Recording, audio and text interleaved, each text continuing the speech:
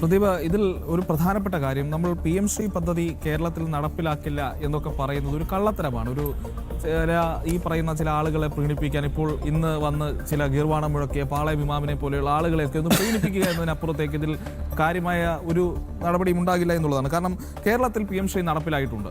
അത് ഇനി സംസ്ഥാന സർക്കാർ വഴിയല്ല എങ്കിലും മറ്റ് സംവിധാനങ്ങളിലൂടെ ഏതാണ്ട് 1300 നിരവധി മൊത്തത്തിൽ 33 കേന്ദ്രീയ വിദ്യാലയങ്ങൾ, 14 നവോദയ വിദ്യാലയങ്ങൾ, അങ്ങനെ 47 വിദ്യാലയങ്ങളിൽ PM-ശ്രീ കേരളത്തിൽ നടപ്പിലായിട്ടുണ്ട്. അപ്പോൾ നടപ്പിലാക്കില്ല എന്ന് പറയുന്നത് അവിടെ നിൽക്കട്ടെ. ഇനി അടുത്തൊരു കാര്യം കൂടി പറയട്ടെ. നമ്മൾ NEP-യെ പറ്റി പറയുന്നു. ഈ PM-ശ്രീയുമായി NEP-ക്ക് നേരിട്ട് ഒരു ബന്ധവുമില്ല. PM-ശ്രീ എന്ന് പറയുന്ന ഒരു ഇൻഫ്രാസ്ട്രക്ചർ ഡെവലപ്മെന്റ് പ്രോജക്റ്റായി കാണേണ്ടതാണ്. സ്കൂളുകളെ ഈ പറയുന്ന നിലവാരത്തിലേക്ക് എത്തിക്കുക. പക്ഷേ കേരളത്തിൽ NEP നടപ്പിലായിട്ടില്ലേ? കേരളത്തിൽ നിങ്ങൾ പല +2 അടക്കമുള്ള പല ക്ലാസ്സുകളും പഠിക്കുന്ന സിലബസ് യഥാർത്ഥത്തിൽ എന്ത് സിലബസാണ്? NCERT-യുടെ സിലബസാണ് കോപ്പി ചെയ്ത് വെച്ചിരിക്കുന്നത്. ചെറിയ വ്യത്യാസമുണ്ട്. അതിന്റെ ആദ്യത്തെ പേജിൽ NCERT മാറ്റിയിട്ട് SCERT എഴുതും. അതേ ഉള്ളൂ. പിന്നെ വേറെ അവരൊന്നും ചെയ്തത് കേന്ദ്ര സർക്കാർ റിപ്പറ്റേഷൻ കൊണ്ട് ഒഴിവാക്കിയ ചില ഭാഗങ്ങൾ ഇതിലേക്ക് ഉൾപ്പെടുത്തിയിട്ടുണ്ടോ എന്നുള്ളതാണ്. അത് പ്രിന്റ് എടുത്ത് കുട്ടികൾക്ക് കൊടുത്തിട്ടുണ്ടോ എന്നുള്ളതാണ്. അതിനപ്പുറത്തേക്ക് നിലവിൽ കേരളത്തിൽ പഠിപ്പിക്കുന്ന സിലബസ് NCERT ആണ്, അത് NEP ആണെന്ന് സത്യസന്ധമായി പറയാൻ ഇവർക്ക് കഴിയില്ല എന്നുള്ളതാണ് അടുത്തൊരു പ്രധാനപ്പെട്ട പ്രശ്നം. കേരളത്തിൽ ഇനിയിപ്പോൾ NEP-യിലേക്ക് പോട്ടെ. കേരളത്തിൽ 1371 CBSE സ്കൂളുകളുണ്ട്. 168ഓളം ICSE-കൾ, നേരത്തെ ഞാൻ പറഞ്ഞ 40 വരുന്ന KVS-കൾ. ഇവിടെ എല്ലാം NEP ആണ് നടപ്പിലാക്കിയിരിക്കുന്നത്. ഇനി അടുത്ത പോട്ടെ, 4 വർഷത്തെ ഡിഗ്രി കോഴ്സ് എന്താ? ഇതും NEP തന്നെയാണ്.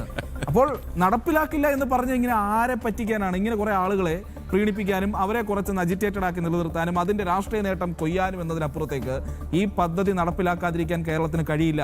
NEP നടപ്പിലാക്കാതിരിക്കാൻ കേരളത്തിന് കഴിയില്ല.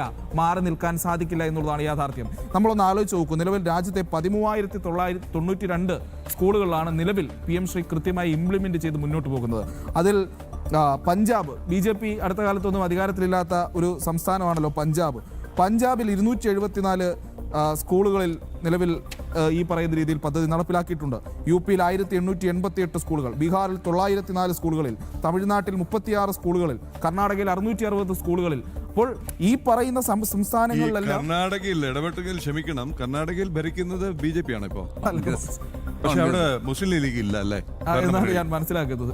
അപ്പോൾ സ്വാഭാവികമായും ഇതിന്റെ മറ്റൊരു സാമ്പത്തിക വശം കൂടി പറയാതെ പോകാൻ കഴിയില്ല. 2023-24 വർഷം കേന്ദ്രം 1216 കോടി രൂപ കൊടുത്തു. 2024-25 വരുമ്പോൾ അത് 3571 കോടിയായി. നൽകിയ പണമാണ്, വകയിരുത്തിയ പണമല്ല, നൽകിയ പണമാണ് പറയുന്നത്. 2025-26 വരുമ്പോഴേക്കും 3105. ഈ 2026-27 നടപ്പ് സാമ്പത്തിക വർഷത്തെ ആകെയുള്ള ഔട്ട്ലേ എന്ന് പറയുന്നത് 7752 കോടി. അതിൽ 570 കോടി ഇപ്പോൾ തന്നെ നൽകി കഴിഞ്ഞു. നിലവിൽ 33 സംസ്ഥാനങ്ങളും കേന്ദ്രഭരണ പ്രദേശങ്ങളും സംസ്ഥാനങ്ങളും അടക്കം 33 എൻറ്റിറ്റികളും KVS-ഉം NVS-ഉം NCERT-യും അടക്കമുള്ള സംവിധാനങ്ങൾ ഇതിന്റെ ഭാഗമാണ്. അപ്പോൾ നിങ്ങൾ എത്ര കാലം ഇതിൽ നിന്ന് മാറി നിൽക്കും? ആരെ ഇങ്ങനെ പറഞ്ഞു പറ്റിക്കും?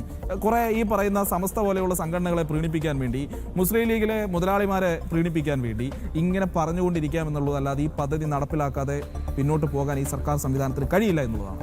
തമിഴ്നാടും പശ്ചിമ ബംഗാളും ഒഴികെയുള്ള എല്ലാ സംസ്ഥാനങ്ങളും ഒപ്പിട്ട് കഴിഞ്ഞു.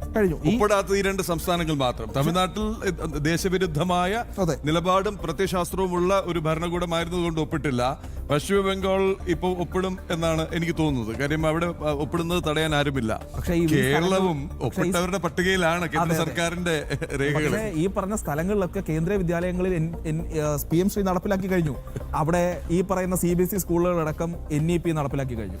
ഇനി കേന്ദ്രീയ വിദ്യാലയങ്ങൾ ഇവിടെ നമുക്ക് തന്നെ അറിയാം, എത്രയോ പേർ ശുപാർശയുമായി കയറിയിറങ്ങുന്നു. സ്വാഭാവികമായും അവിടെ പ്രവേശനം കിട്ടാത്ത വിദ്യാർത്ഥികൾക്കായി ഒരു ചെറിയ MP കോട്ട, MLA കോട്ട, മന്ത്രി കോട്ട, അങ്ങനെ എന്തൊക്കെ കുറച്ചുണ്ട്. അതിടയ്ക്ക് ചില ഭേദഗതികൾ വന്നു. എങ്കിൽ പോലും കേന്ദ്രീയ വിദ്യാലയത്തിൽ അഡ്മിഷൻ കിട്ടാനായി ഓടുന്ന നെട്ടോട്ടം നമ്മളെല്ലാവരും നേരിട്ട് റെക്കമെൻഡ് ചെയ്ത് വരുന്നുണ്ട്.